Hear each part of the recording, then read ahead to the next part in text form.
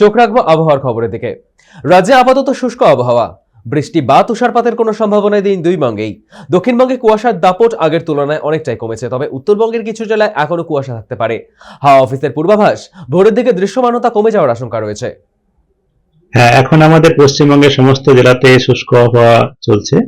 আর আগামী 7 দিনের আমাদের যেটা পূর্বাভাস দেওয়া হয়েছে, তাতে আগামী 7 দিনই পশ্চিমবঙ্গের সমস্ত জেলাতে শুষ্ক আবহাওয়া থাকবে। আর রাতের তাপমাত্রা বা ন্যূনতম তাপমাত্রা যে বা সর্বনিম্ন তাপমাত্রা আমাদের দক্ষিণবঙ্গের জেলাগুলিতে আগামী 2-3 দিনে বা আগামী 3-4 দিন পর্যন্ত তেমন খুব বেশি তারতম্য হবে না। 4 দিন পরে আহ ধীরে ধীরে আমাদের যেটা সিজনাল বাড়ে সেটা 2 থেকে 3 ডিগ্রি পর্যন্ত ধীরে ধীরে বেড়ে যাবে। আর এখন আমাদের তাপমাত্রা কিছুটা স্বাভাবিকের থেকে কিছু কিছু জায়গায় কম রয়েছে, এই কমটা স্বাভাবিকে এসে যাবে।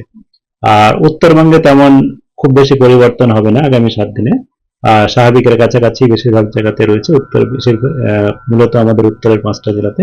আর এটা স্বাভাবিকের কাছাকাছি থাকবে। কলকাতা তার পার্শ্ববর্তী অঞ্চলে যেটা বলা হয়েছে, কলকাতা তার পার্শ্ববর্তী অঞ্চলে আগামী 24 ঘন্টায় বা আগামী কয়েকদিনই আমাদের মূলত পরিষ্কার আকাশ থাকবে। খুব সকালের দিকে হালকা শিশির পড়তে পারে, তবে ন্যূনতম তাপমাত্রা বা রাতের তাপমাত্রা কলকাতাতে আগামীকাল এবং আগামী 2-3 দিন 17 ডিগ্রির আশেপাশে থাকার সম্ভাবনাই রয়েছে। তারপরে এখন আগামী 2-3 দিনে 17-এর আশেপাশে, তারপরে 18-19 এরকম থাকবে, যেটা স্বাভাবিক। কলকাতায় যেমন আমাদের আজকে 16.3 ছিল, এটি স্বাভাবিকের থেকে 2 থেকে 3 স্বাভাবিকের থেকে কম, যেটা 2.4 মানে 2.4 ডিগ্রি স্বাভাবিকের থেকে কম রয়েছে।